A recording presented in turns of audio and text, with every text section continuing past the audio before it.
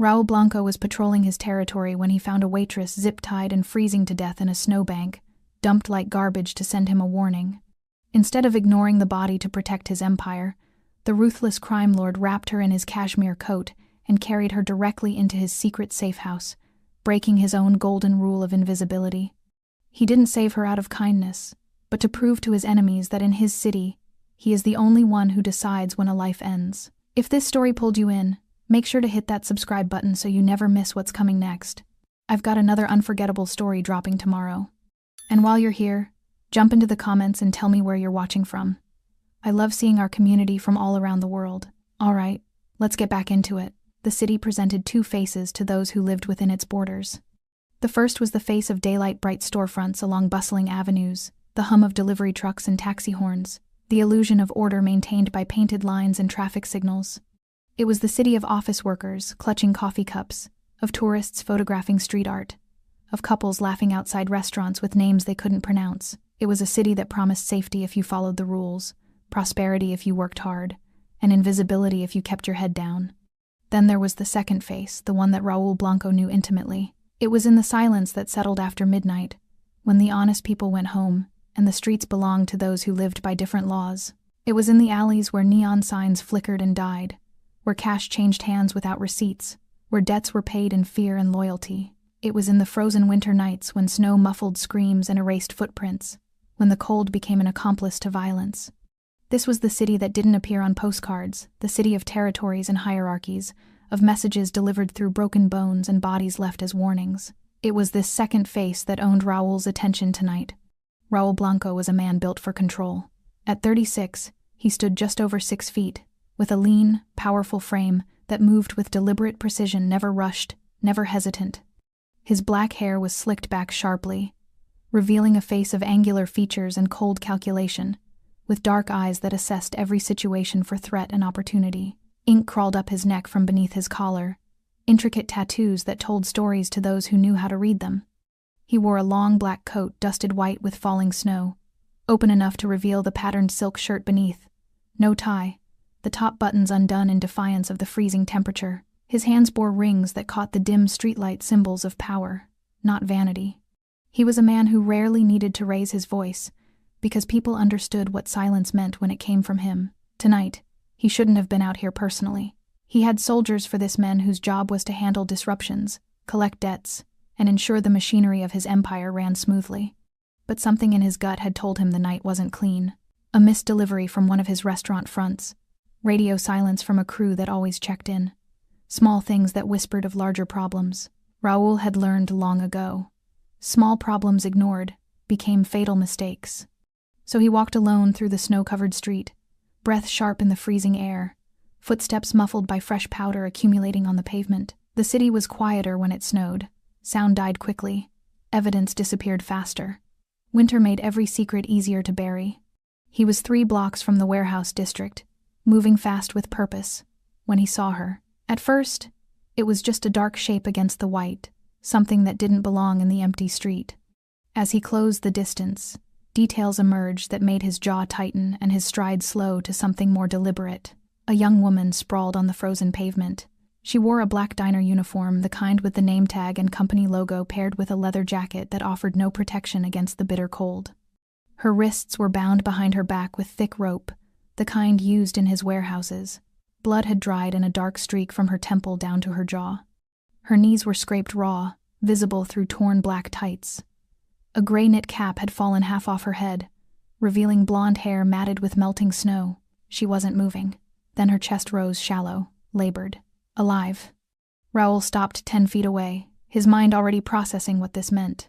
In his world, bodies left in the street were communication, warnings sent between organizations, punishments made public, boundaries enforced through violence. But the execution mattered. Clean kills commanded respect. Sloppy deaths invited chaos and questions. This was sloppy. The ropes were tied hastily, cutting into her wrists at awkward angles that spoke of panic, not professionalism. The placement was careless, dumped in the middle of a residential side street, rather than positioned deliberately where rivals would find her. No signature, no calling card, no message that made sense, which meant one of two things. Either this was a mistake, someone's personal vendetta that had nothing to do with business, or someone had acted in his territory without his permission. Both were unforgivable. Raoul approached slowly, snow crunching beneath his expensive leather shoes. As his shadow fell across her, the woman's eyes snapped open wide, glassy with shock and hypothermia, but conscious enough to register pure terror. She didn't scream.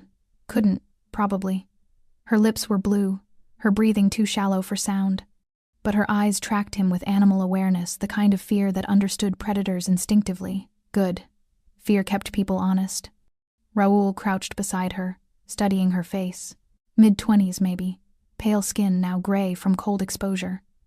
Bruising around her left eye that was hours old, the edges already turning purple and yellow.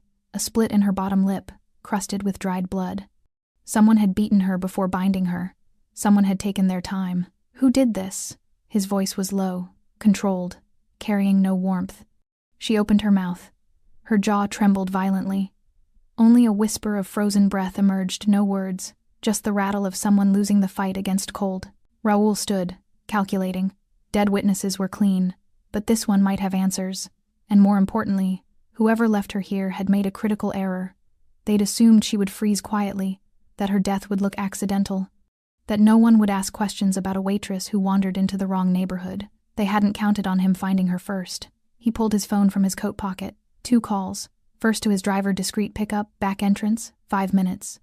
Second to his medic, prepare the safe house, treat for hypothermia and trauma, no hospitals, no records, complete silence. When he ended the call, he looked down at the woman shivering violently in the snow. Her diner uniform soaked through, her skin the color of marble, her survival measured in minutes. Raoul removed his coat and draped it over her trembling form. Not kindness, strategy. In his line of work, mercy was expensive, curiosity was dangerous, but disrespect? That was unforgivable. And someone had just disrespected him in the worst possible way, by assuming they could leave a body in his territory and face no consequences. He knelt again, close enough that she could hear him through her shock. "You're going to live," he said quietly. "And then you're going to tell me everything." Her eyes widened further, not with relief, but with a different kind of terror. The kind that understood rescue might be more dangerous than death. Raoul stood as headlights appeared at the end of the street. Good. The night had just become very interesting. The safe house wasn't warm. Raoul didn't believe in comfort for complications, but it was warmer than the street. The room was concrete and shadow, lit by a single overhead bulb that cast harsh angles across sparse furniture. A metal frame bed, a wooden chair, a radiator that clanked and hissed in the corner, pushing tepid heat into the cold air.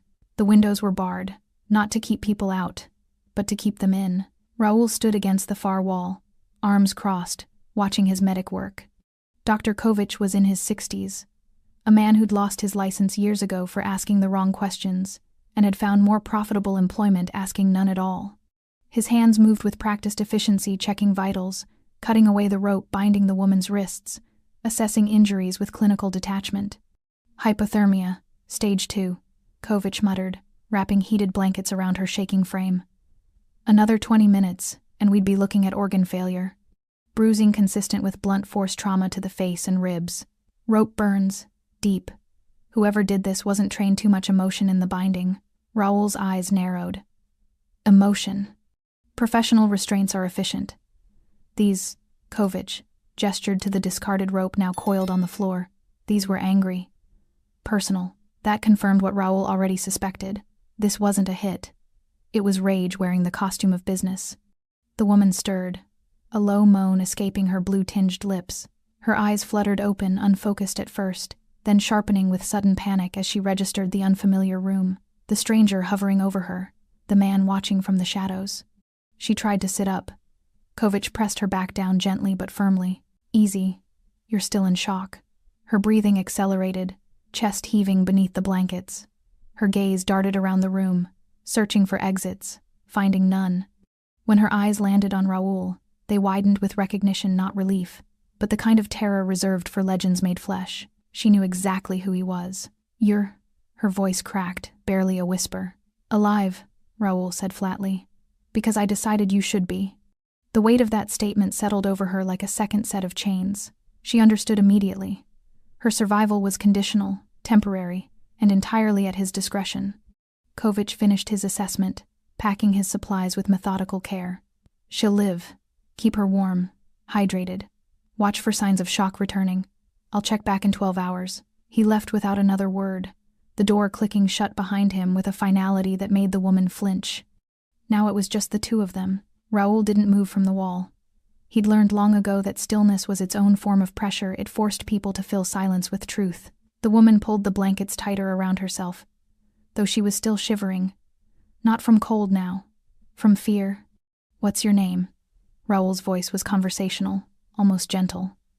The kind of tone that made lies feel heavier. She swallowed hard. Betty Parker. Betty Parker. He repeated it slowly, tasting the syllables for deception. "Who did this to you?" Her jaw trembled. She looked away, staring at the barred window where snow continued to fall outside, silent and relentless. "I don't know." Wrong answer. Her eyes snapped back to him, wide with desperation. "I don't. I never saw their faces. It was dark. They grabbed me from behind when I was leaving work. I couldn't." "Then tell me why." The question hung in the air between them, heavy with implication. Raoul pushed off the wall and moved closer, not threatening, just present a reminder that nowhere in this room was safe from his attention. Betty's breathing quickened. Her fingers clutched the blanket so tightly her knuckles went white. "I worked at Rosie's diner. Night shift, midnight to 7. Her voice was barely audible. "It's nothing special. Just coffee and eggs and regulars who don't tip." "And what did these regulars talk about?" Her silence was answer enough. Raoul crouched beside the bed, eye level now, close enough to see the conflict playing across her exhausted face. "In my world, Betty Parker, there are 3 kinds of people. Those who speak, those who listen, and those who disappear. Which one are you?" Tears welled in her eyes, not from pain, but from the terrible understanding that honesty might kill her just as surely as the cold almost had. "I listen," she whispered. "I'm supposed to be invisible. Refill coffee, wipe tables, not hear anything. But they talk anyway. Like I'm furniture. Who talks? Drivers, collectors, men in suits who come in at 3 a.m. and don't eat, just drink coffee and discuss." She stopped herself, fear choking off the words. "Roots," Raoul finished for her. "Numbers, names." She nodded miserably. Raoul stood, processing this. In his organization, loose lips were a terminal condition, but waitresses, janitors, delivery workers, they were background noise, invisible infrastructure. No one gave them operational details deliberately, which meant Betty Parker had simply been present. Wrong place, wrong time, wrong ears. "Did you tell anyone what you heard?" "No." The word came out desperate, fervent. "I swear. I'm not stupid. I know what happens to people who talk. I kept my head down. I kept quiet. I didn't even..." "Then why are you still breathing?" The question stopped her cold. Raoul watched understanding dawn across her face, the terrible logic of survival. "Because someone noticed anyway," she said quietly. "Not just noticed. Someone decided you were a threat. Someone bypassed proper channels, skipped authorization, and handled you personally." Raoul pulled the discarded rope from the floor, holding it up. "Recognize this?" Betty stared at the thick brown fiber, confusion flickering across her features. "Should I?" "It's from my warehouses. Tagged, tracked, accounted for." He dropped it back on the ground. "Whoever took you used my own supplies to tie you up and leave you to freeze in my territory." The implication crashed over her like cold water. This wasn't just about what she'd heard. This was about someone in Raoul's organization acting without permission. Betty's voice was barely a whisper. "What does that mean?" Raoul's expression hardened into something colder than the winter night outside. "It means someone just declared war. And you're the only witness." Betty didn't sleep that first night. How could she? Every time she closed her eyes, she felt the rope cutting into her wrists, the burn of frozen pavement against her cheek, the certainty that she was going to die alone in the snow while the city ignored her last breaths.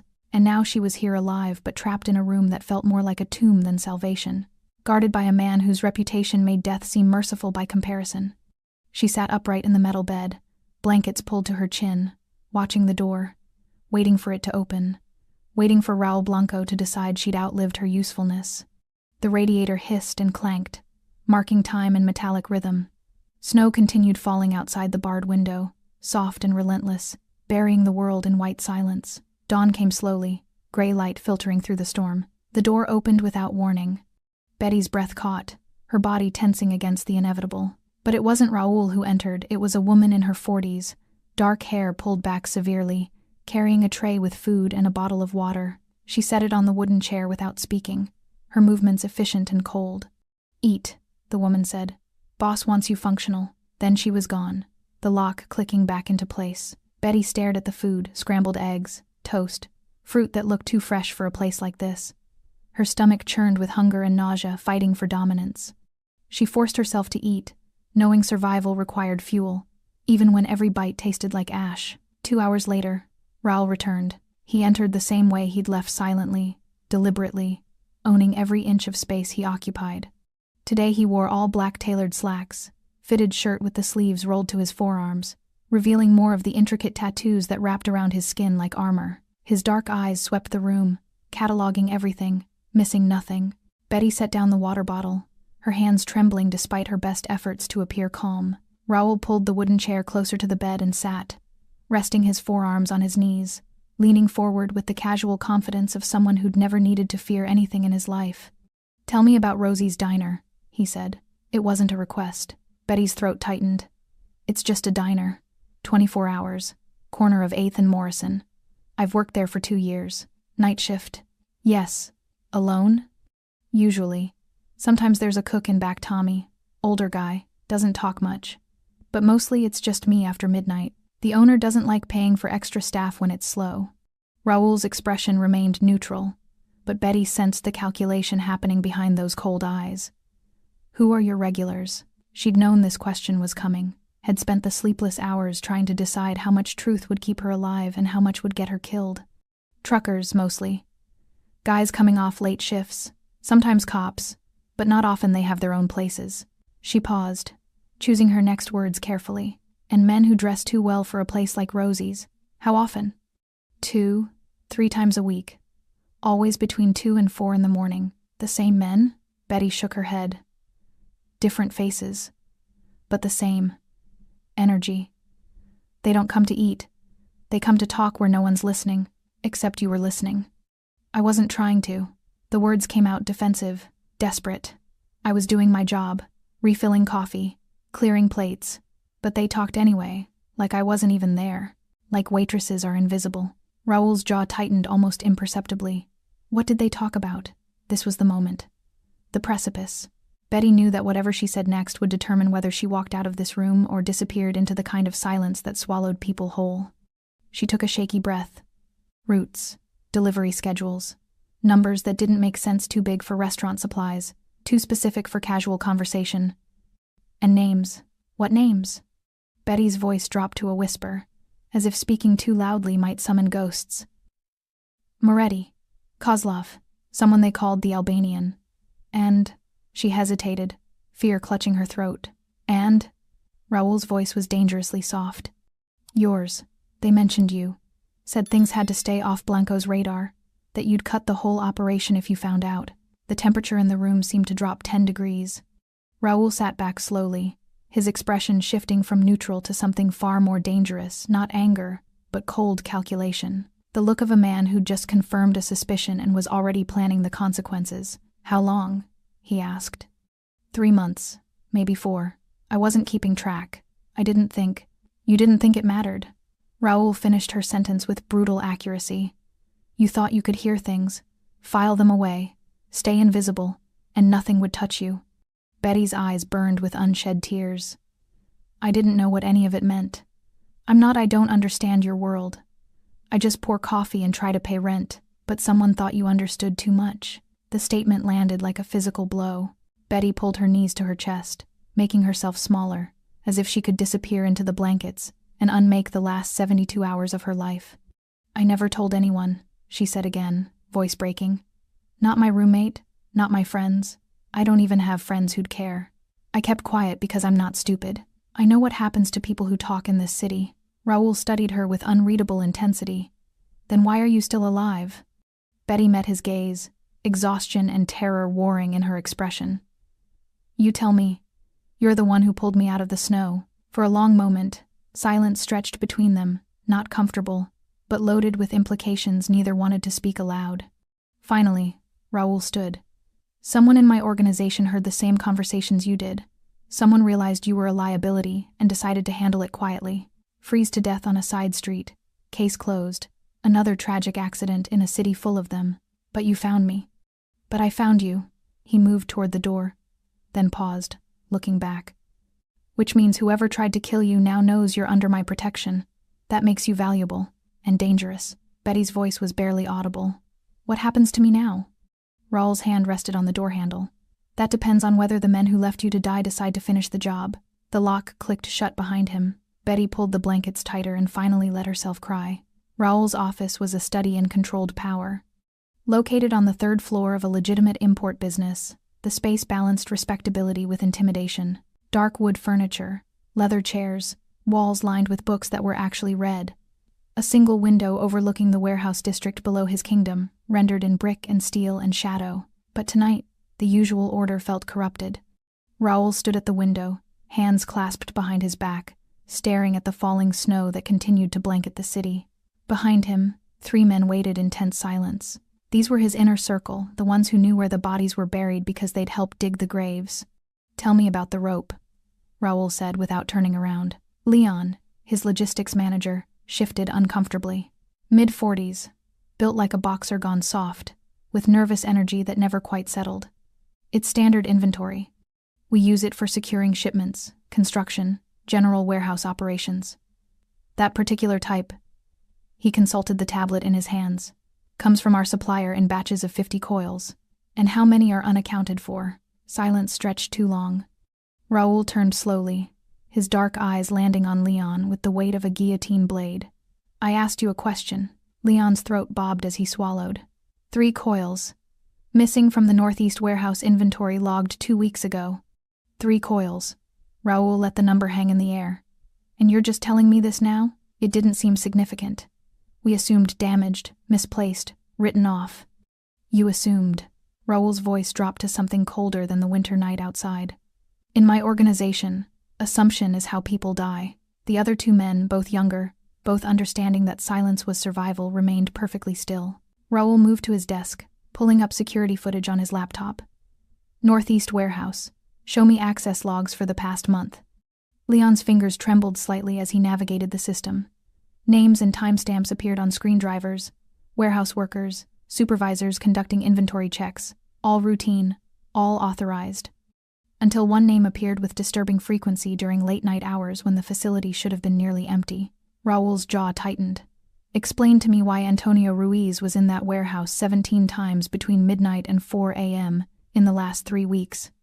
Leon went pale. Antonio's a senior lieutenant. He has clearance for what? Late-night rope shopping? Raul's voice cut like a blade. Antonio handles collections and enforcement. He has no operational reason to be in inventory warehouses at 3 a.m.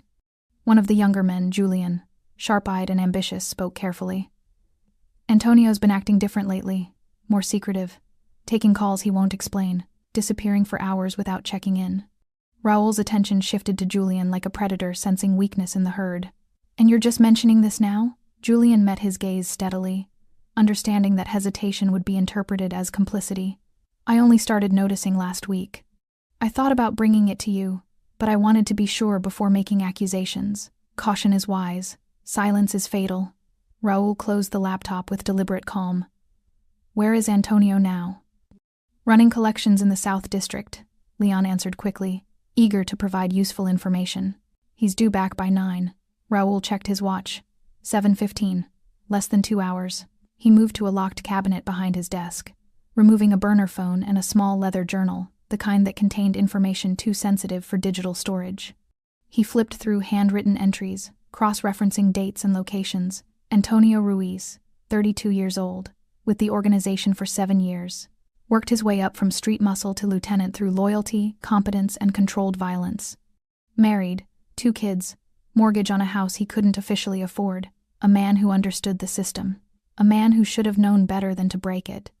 Raul's finger stopped on an entry from 6 weeks ago. Antonio, unusual expenses. New car, jewelry. Explained as inheritance. Verify. He'd made a note to follow up and then forgotten. Small oversight. Fatal mistake. Pull Antonio's financials, Raul ordered. Everything. Bank accounts, credit cards, cash deposits, property transfers. I want to know if he's pissing away inheritance money or if someone's paying him. Leon nodded, already pulling out his phone to make calls. Raoul returned to the window, mind working through possibilities like a chess player calculating moves and counter-moves. If Antonio was running a side operation, he wasn't doing it alone. That kind of setup required infrastructure, storage, distribution, protection, buyers. It required a network, which meant the rot went deeper than one ambitious lieutenant. The diner, Raoul said suddenly. Rosie's, corner of 8th and Morrison. Pull our records. Do we use it? Julian checked his own phone, scrolling through encrypted files. It's listed as a collection point for restaurant fronts. Low-level cash drop, occasional meeting spot. Nothing significant. Who handles that route? Julian's expression shifted to something grimmer.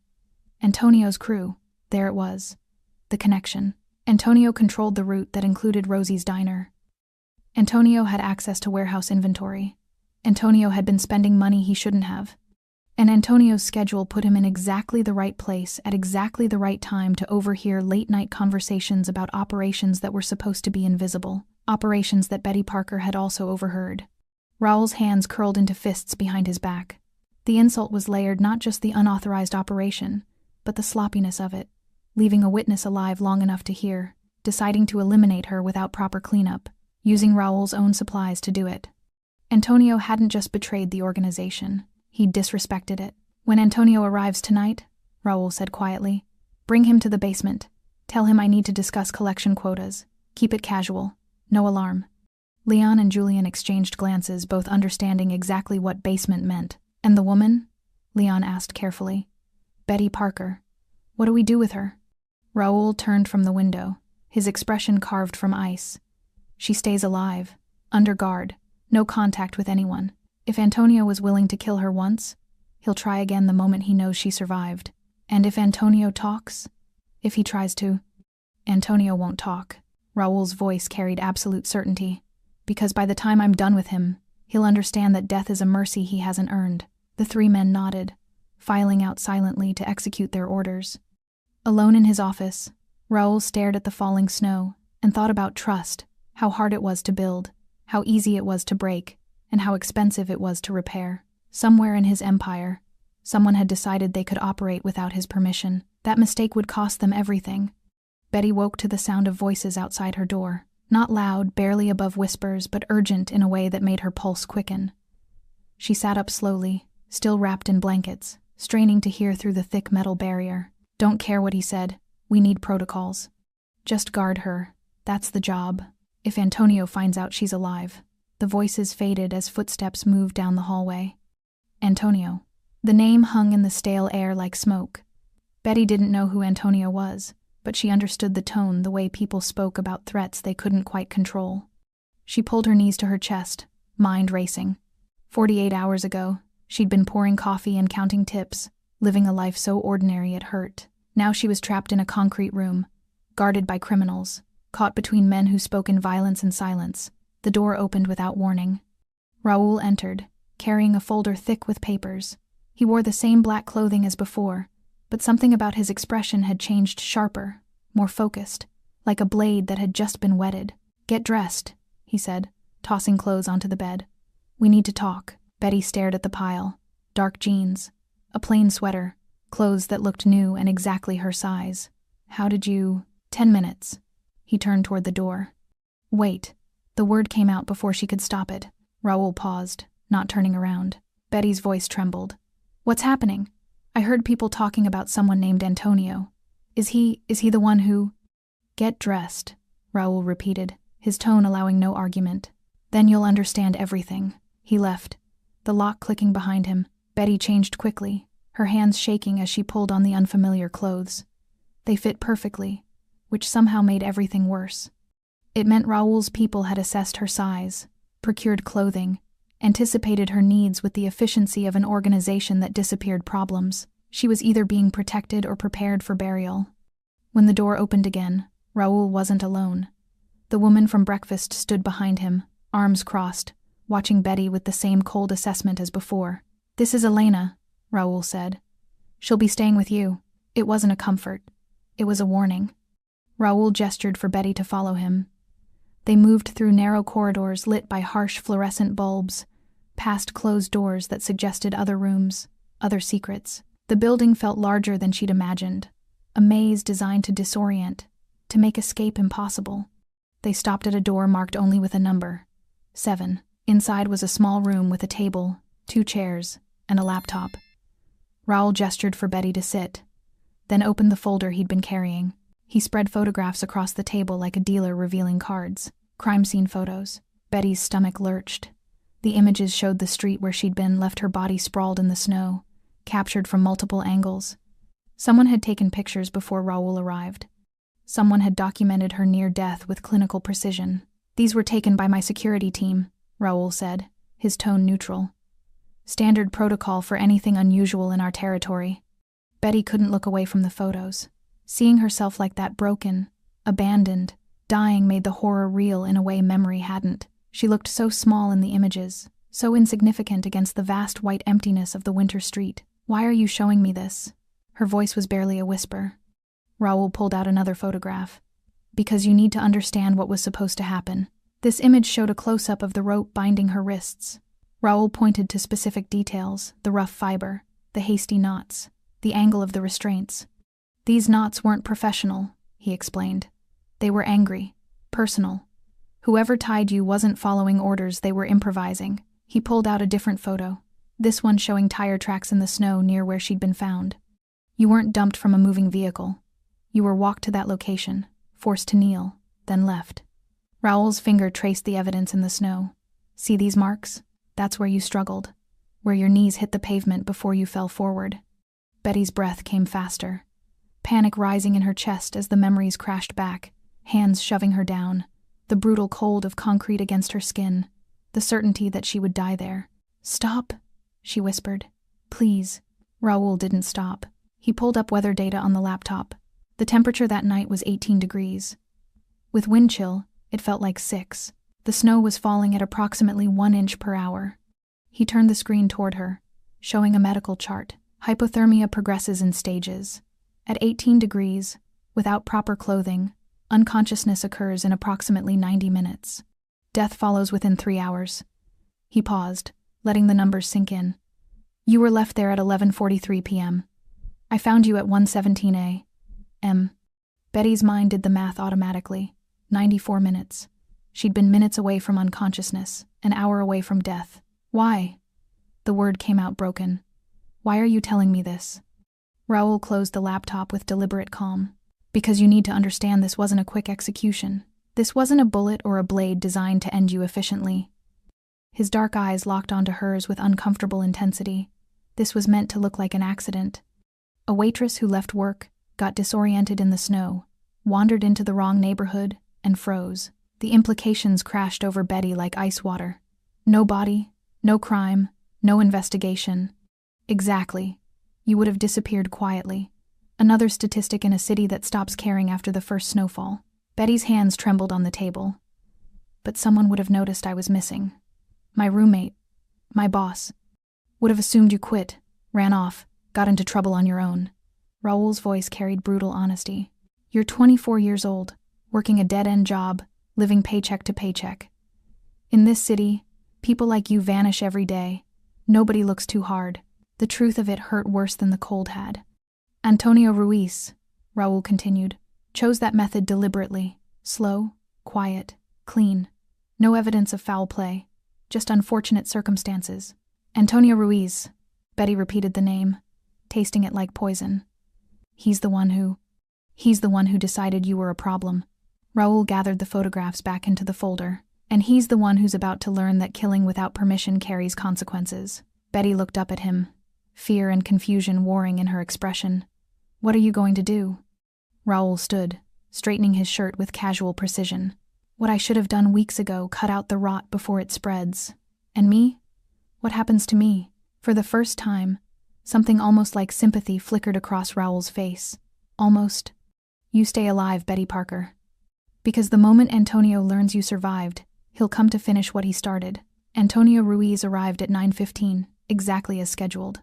Raoul watched from the security monitors as Antonio's black SUV pulled into the warehouse loading bay, tires crunching over salted pavement. The lieutenant stepped out average height, stocky build, wearing an expensive leather jacket that was too nice for collection work. His movements were relaxed, confident, the posture of a man who believed he was untouchable. That confidence would be gone within the hour. Leon met Antonio at the door, their exchange caught on silent video. A handshake, casual conversation, Leon gesturing toward the elevator with the ease of routine. Nothing to suggest tonight was different from any other check-in. Raoul switched cameras, tracking their progress through the building. Elevator descending, hallway empty, the basement door opening.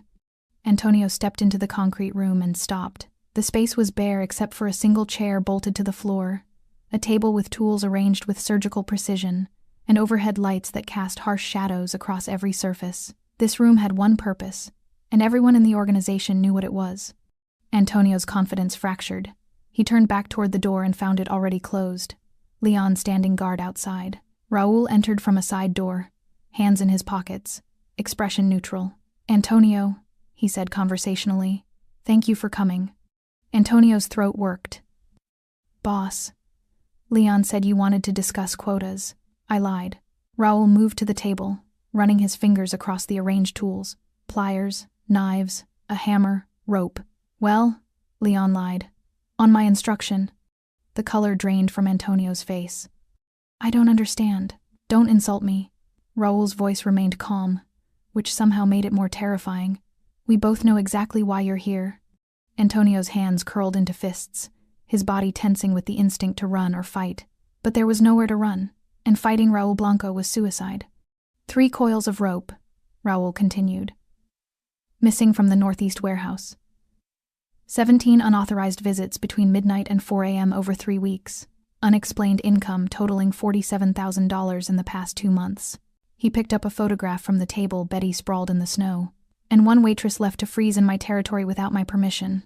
Antonio's eyes went wide, genuine shock registering across his features. Not shock at being caught, shock that Betty was evidence instead of a buried secret. "She's dead," Antonio said too quickly. "I checked the reports. No body recovered. Assumed wrong." Raoul set the photograph down carefully. "I found her. 94 minutes after you left her. Still breathing." The implications crashed over Antonio like a collapsing building. His breathing accelerated, sweat beading on his forehead despite the basement cold. "Boss, I can explain." "Then explain." Raoul leaned against the table, arms crossed, giving Antonio the floor.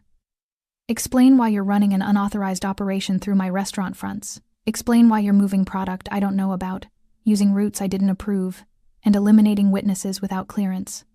Antonio's mouth opened and closed, calculations racing behind his eyes. How much to admit, how much to deny, whether truth or lies would save him. "It wasn't supposed to be like this," he finally said. "The operation, it started small. Side money, clean routes, nothing that would interfere with official business. Side money." Raoul's tone remained dangerously neutral. "In my organization, there is no side money. There's money that flows through proper channels, and there's theft. It wasn't theft. I was going to bring it to you once it was established, once I could prove it was profitable. You were going to present me with a finished operation and expect gratitude?" Raoul's voice dropped to something colder. "You think I built this empire by letting people operate behind my back and then rewarding them for it?" Antonio's desperation became palpable. "I had investors, people who wanted in on the action but didn't want official connections. I thought I could expand our reach, bring in new revenue streams." "Who?" The single word cut like a blade. Antonio hesitated, and that hesitation told Raoul everything. "You're protecting them." Raoul pushed off the table, moving closer. "These investors who wanted unofficial access to my territory. You're more afraid of them than you are of me. They're not, they're businessmen, legitimate people who— Give me names, Antonio." "I can't. They'll kill me if—" Raoul's hand shot out, gripping Antonio's throat with sudden, brutal efficiency. Not choking, just holding a reminder of how quickly control could shift. "You think they'll kill you?"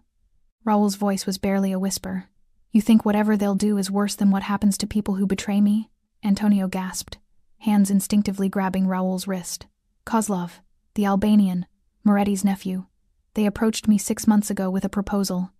Raoul released him. Stepping back, Antonio staggered, sucking in air, hand pressed to his throat. Those names changed everything. Kozlov ran trafficking through the eastern ports. The Albanian controlled gambling and extortion in the warehouse district. Moretti's nephew was a trust fund gangster trying to build reputation through his uncle's connections. They weren't investors. They were rivals testing boundaries, using Antonio as a wedge to crack Raul's organization from the inside. The waitress, Raul said. Betty Parker. Why her? Antonio's shoulders slumped in defeat. She heard too much. Late nights at Rosie's, we used it as a meeting spot because it was neutral, quiet. We didn't think the staff mattered. But she was always there, always listening. And one night Kozlov said something specific about routes and she reacted. Just a flinch, but enough. So you decided to eliminate her. I panicked. Antonio's voice cracked. Kozlov said she was a liability, that if she talked to anyone, if she talked to you, the whole operation would collapse. He wanted her gone immediately, professionally. But I thought... He stopped, realizing how damning his next words would be. You thought freezing her would be cleaner, Raul finished. No bullets, no blood, no questions. Just an accident that would disappear under the snow. Antonio nodded miserably. Raul walked a slow circle around him, predator assessing prey. You made 4 mistakes, Antonio. First, operating without permission. Second, using my resources to do it. Third, killing in my territory without authorization. And fourth, he stopped directly in front of Antonio, eyes cold as winter, failing to confirm the kill. Boss, please. Betty Parker is alive, which means she can testify, which means everyone now knows you're not just a thief, you're incompetent. Antonio dropped to his knees. I'll fix it. I'll find her, finish it properly. You'll do nothing.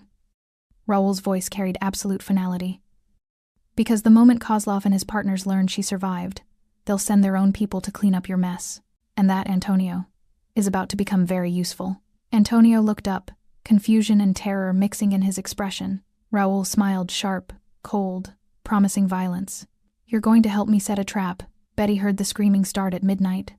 It came from somewhere below her room, muffled by concrete and distance, but unmistakable.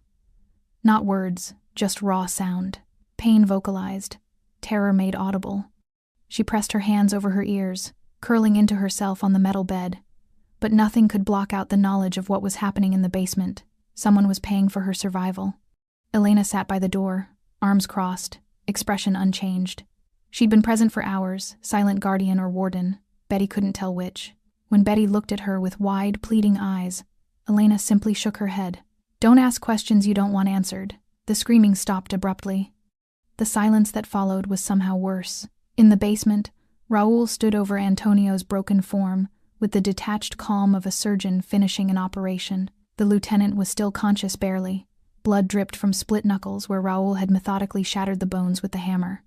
Antonio's face was a mess of bruises and cuts, his breathing ragged and wet-sounding, but his eyes were still focused, still aware. That was intentional.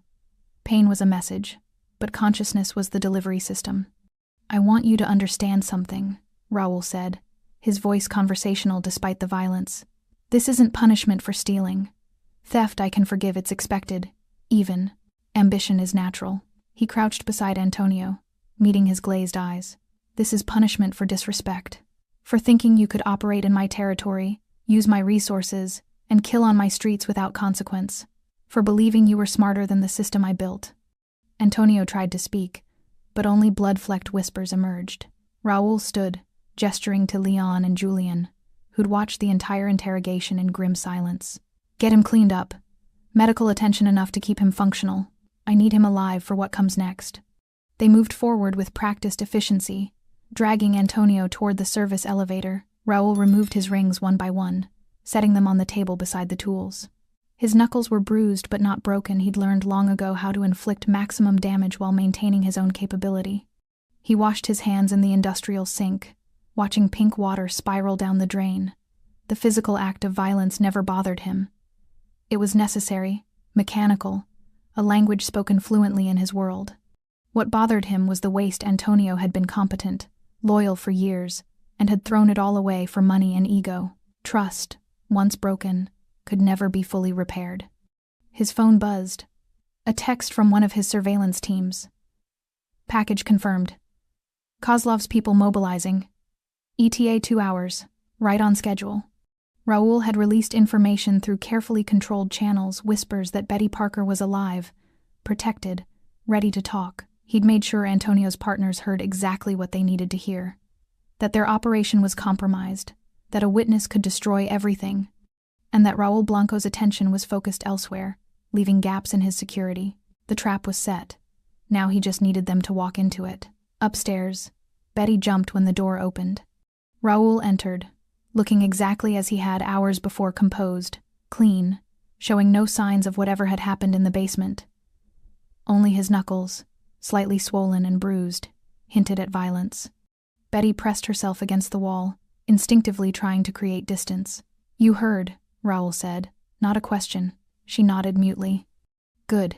You should understand what it costs to keep you alive." He moved to the window, looking out at the snow that continued falling in the darkness. "Antonio Ruiz will survive. He'll recover.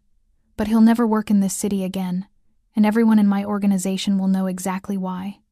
Betty's voice was barely audible. "What did he tell you?" "Everything." Raoul turned to face her. "The operation he was running, the partners financing it, and the fact that you were never the real target, you were collateral, leverage to keep a secret that was already rotting from the inside." "I don't understand." "Antonio was being used. Rival organizations wanted access to my territory, my roots, my infrastructure. They found an ambitious lieutenant willing to play the middle, convinced him he could get rich and get away with it." Raoul's expression hardened. "You heard conversations you weren't supposed to hear. You became a liability. And rather than handle it properly, report it.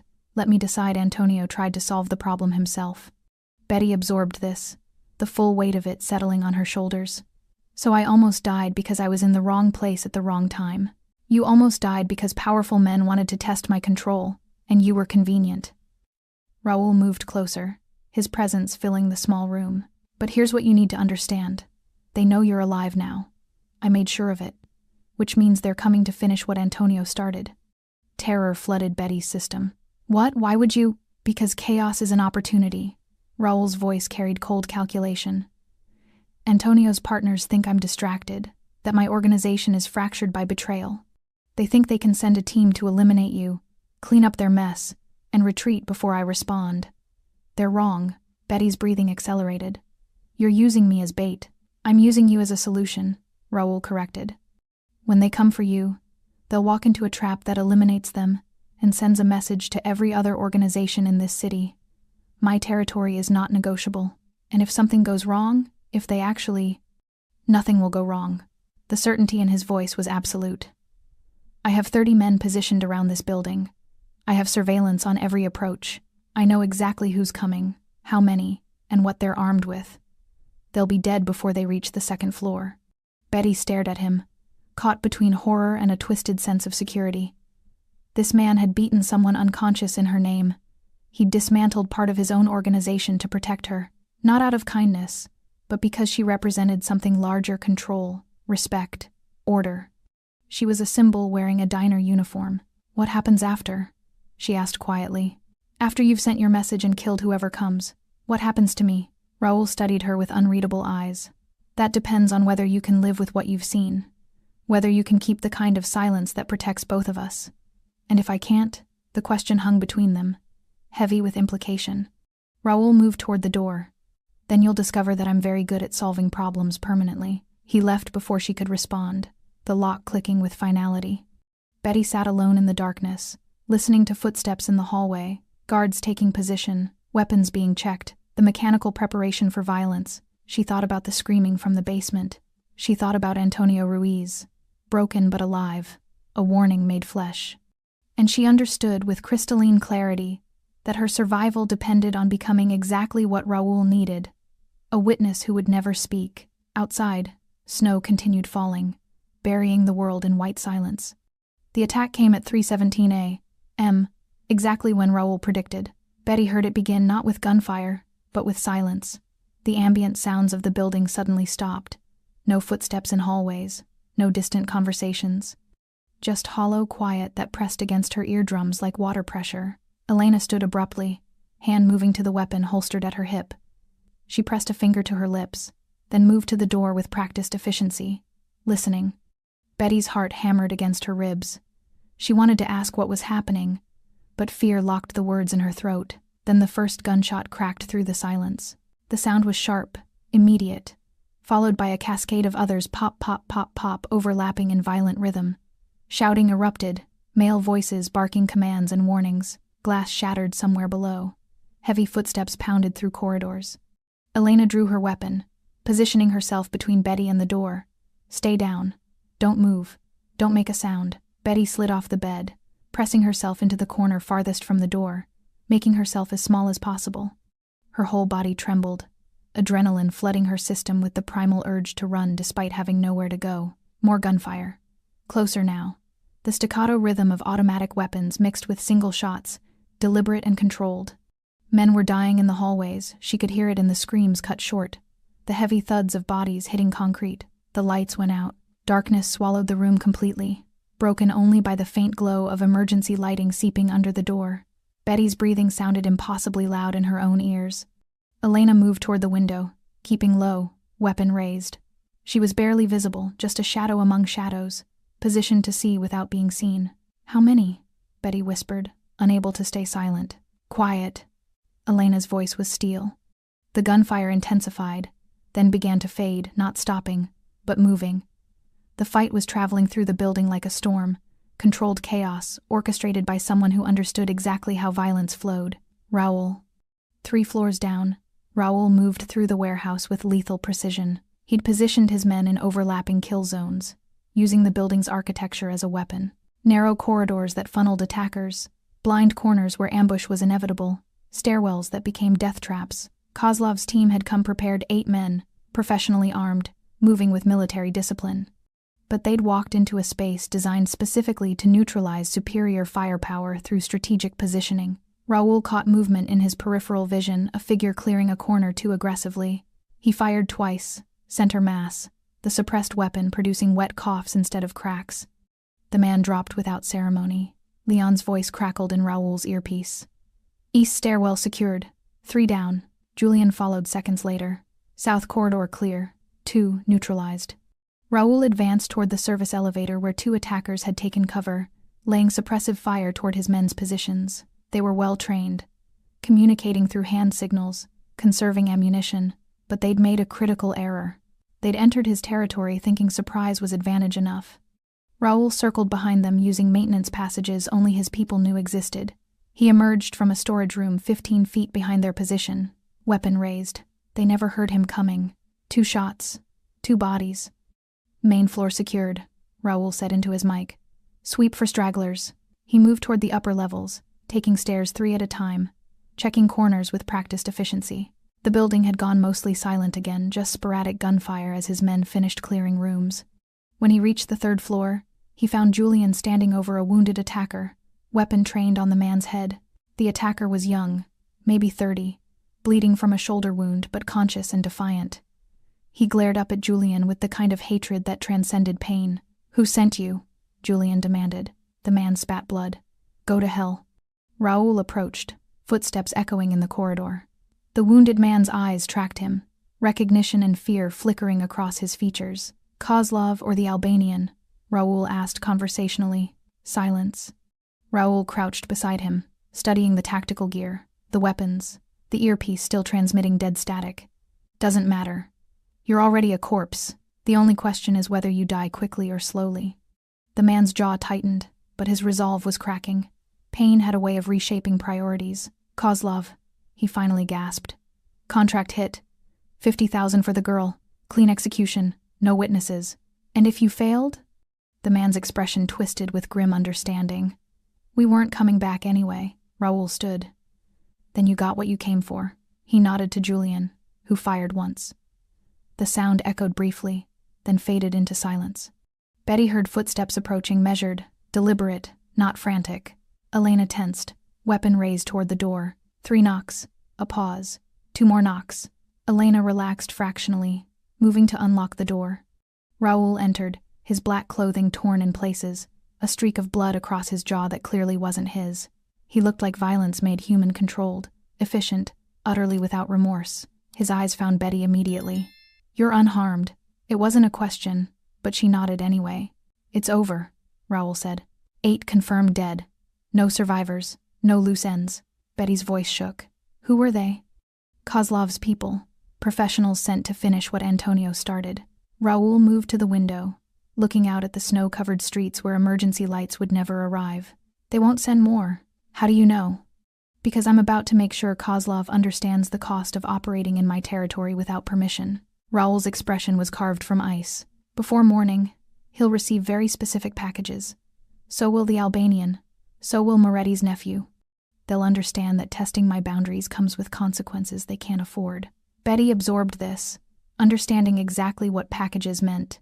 Parts of the men who'd come to kill her, delivered as warnings to the men who'd sent them. She should have been horrified, should have recoiled from the brutality, the casual discussion of dismemberment and terror. Instead, she felt something darker, relief mixed with gratitude twisted into guilt. These men had come to kill her. Raúl had stopped them. The methods didn't matter when the alternative was her body freezing in snow. What happens now? She asked quietly. Raúl turned from the window, studying her with unreadable intensity. Now we finish this. Finish what? Making sure no one ever questions my control again. His voice carried absolute certainty. And deciding what to do with the woman who survived long enough to see it all. The weight of those words settled over Betty like a shroud. She'd witnessed murder, torture, organized violence on a scale that made her complicit simply by breathing the same air. She could never testify, could never speak, could never go back to the life she'd known. That person, Betty Parker, waitress at Rosie's diner, invisible and ordinary, had frozen to death in the snow. Whoever she was now existed only at Raúl Blanco's discretion. Outside, dawn began breaking through the storm clouds, pale light touching snow-covered streets where bodies would never be found and questions would never be asked. The safe house felt different after the violence. Betty sat in the small room where she'd been held for 5 days, but the bars on the windows no longer seemed like imprisonment, they felt like protection. The concrete walls weren't a tomb, they were a barrier between her and a world that had tried to erase her. She stared at her hands, turning them over slowly. They looked the same as they had a week ago. Same small calluses from carrying hot plates. Same chipped nail polish she hadn't bothered to fix. But they felt foreign now, like they belonged to someone else. The door opened. Raúl entered alone. No guards, no weapons visible. He wore different clothes, charcoal slacks. A black button-down with the sleeves rolled to his forearms, revealing the intricate tattoos that wrapped around his skin like stories written in ink. His dark hair was slightly disheveled, his expression tired in a way she hadn't seen before. He looked almost human. Almost. He pulled the wooden chair close to the bed and sat, leaning forward with his forearms on his knees, hands clasped loosely. For a long moment, he just studied her, not with the cold assessment of earlier days, but with something closer to curiosity. "You haven't asked to leave," he finally said. Betty's throat tightened. "Would it matter if I did?" "Yes." The answer surprised her. "You're not a prisoner anymore, Betty Parker. You haven't been since the moment I pulled you out of the snow. Then what am I?" Raúl considered the question carefully. "A complication. An investment. A loose end that refuses to be tied off cleanly." He paused. "A survivor." The last word hung between them, weighted with meaning neither wanted to examine too closely. "I need to understand something," Betty said quietly. "Why did you save me?" "The real reason. Not the explanation about territory or disrespect or control. The actual reason." Raúl's jaw tightened almost imperceptibly. "Does it matter?" "It matters to me." Silence stretched between them, not uncomfortable, but heavy with unspoken truths fighting to stay buried. "I've built an empire on rules," Raúl finally said. "Structure. Hierarchy. Everyone understands their place, their boundaries, their consequences. It works because it's predictable. Violence has purpose. Death has meaning. Nothing happens without reason." He looked toward the barred window, where morning light filtered through falling snow. "When I found you in that street, bound and bleeding and left to freeze, it represented everything I've spent 15 years preventing: chaos, unnecessary cruelty, waste." His voice dropped lower. "In my world, people die for betrayal, for disrespect, for breaking rules everyone agreed to follow. They don't die because they happen to overhear a conversation while pouring coffee." Betty felt tears burning behind her eyes but refused to let them fall. "So you saved me to prove a point." "I saved you because allowing you to die would have meant accepting that my organization had degraded into something uncontrolled, something arbitrary." Raúl's dark eyes met hers with brutal honesty. "Your death would have been proof that I'd failed to maintain order. The truth of it landed like a physical blow. Not kindness, not compassion, not mercy. Control. So I'm alive because my death would have been inconvenient for you, Betty said, voice hollow. You're alive because unnecessary deaths weaken power, Raoul corrected. Fear must be precise, Betty. Random violence makes people desperate. Desperate people become unpredictable. Unpredictable people destroy everything. He leaned back in the chair, studying her reaction. You wanted honesty. There it is. I didn't save you because you're special or innocent or deserving. I saved you because chaos is unacceptable, and your death would have represented chaos I couldn't control. Betty absorbed this, the cold logic of it somehow more terrifying than violence. At least violence was emotional. This was something far more dangerous, a man who'd calculated the value of human life and found it wanting unless it served a larger purpose. Does that disappoint you? Raoul asked. Betty considered lying, then decided truth was the only currency with value in this room. No. It terrifies me. Good. It should. Raoul stood, moving to the window. Fear keeps people honest. It reminds them that actions have consequences, and consequences are rarely negotiable. Is that how you live? Betty asked. Everything calculated? Everyone expendable unless they serve your purpose? Yes. The single word carried no apology, no justification, no regret. Betty felt something shift inside her, not acceptance exactly, but understanding. Raoul Blanco wasn't a monster. He was something more complicated and more dangerous. A man who'd embraced brutality as methodology, who'd stripped morality down to its functional components and discarded everything that didn't serve efficiency. What happens now? She asked for the 100th time. But this time the question carried different weight. Raoul turned from the window. Now I give you a choice. Betty's pulse quickened. What kind of choice? The kind that determines whether you walk out of this building or stay in my world forever.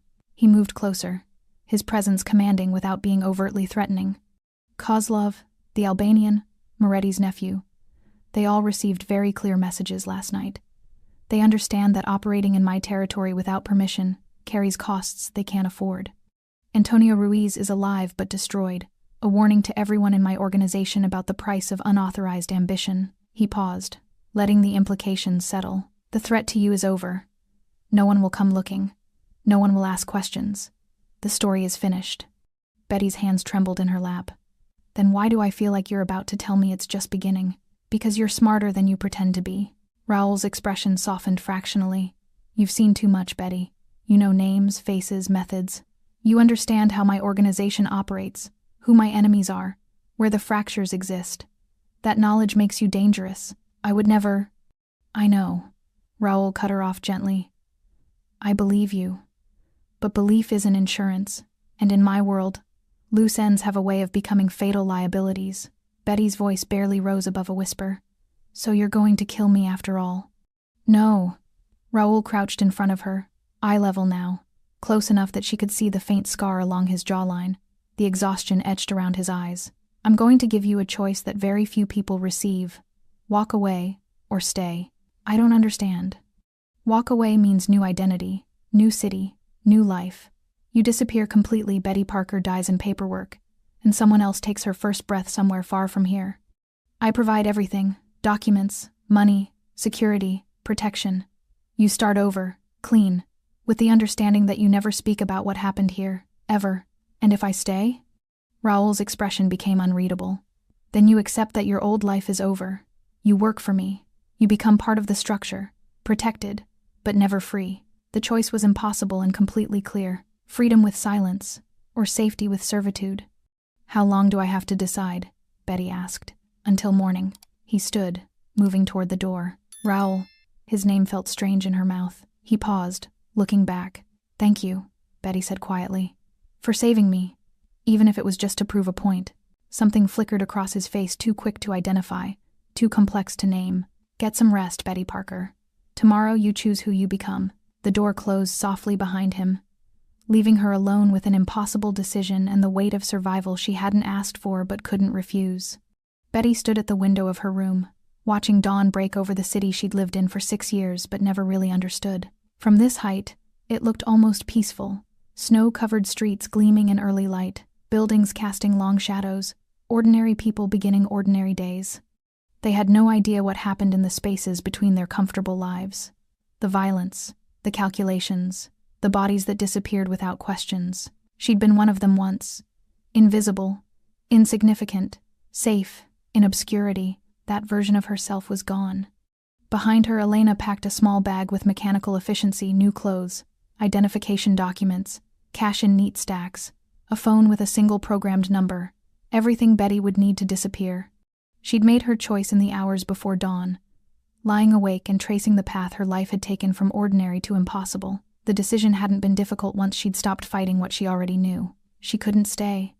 Not because she didn't understand Raoul's world, she understood it too well. The structure, the hierarchy, the brutal efficiency of violence as communication. She could learn to navigate it, maybe even thrive in it. But she'd never stop being afraid. Never stop calculating whether today was the day she became expendable. Never stop hearing the screams from the basement or seeing Antonio's broken hands or feeling rope cutting into her wrists. Freedom wearing chains was still captivity. The door opened. Raoul entered, dressed for business in a dark suit that transformed him from predator to executive. Only his eyes remained the same, watchful, calculating, missing nothing. "You decided," he said, reading her expression immediately. "I'm leaving." Betty's voice was steadier than she expected. "New city, new name, new life." Raoul nodded, no surprise registering. "Where? You're asking me to choose?" "The city determines the support structure. West Coast, Midwest, South, each requires different arrangements." His tone was purely practical. "Where would you go if geography wasn't a limitation?" Betty thought of mountains and ocean, of places she'd seen in pictures but never visited. Somewhere warm, where it doesn't snow. Phoenix, Raoul decided. Large enough to disappear into. Transient enough that newcomers don't raise questions. Far enough from here that your past stays buried. He pulled an envelope from his jacket, setting it on the table. New identity. Birth certificate, social security card, driver's license, complete background that stands up to standard verification. Your name is Grace Mitchell, 26 years old, relocated for work. Bank account with $50,000, replenished quarterly for 2 years. Betty stared at the envelope, understanding the weight of what it represented. Why quarterly? Why 2 years? Because starting over is expensive, and I don't create problems by cutting people off before they're established. Raoul moved to the window, looking out at the city. After 2 years, you're on your own. The money stops, the protection remains, but at a distance. And if I need help before then? The phone has one number programmed. Emergencies only. You use it, people come. But understand, calling that number means accepting that you're still connected to me, still part of this world. Use it wisely. Betty picked up the envelope, feeling the thickness of her new identity between her fingers. Grace Mitchell.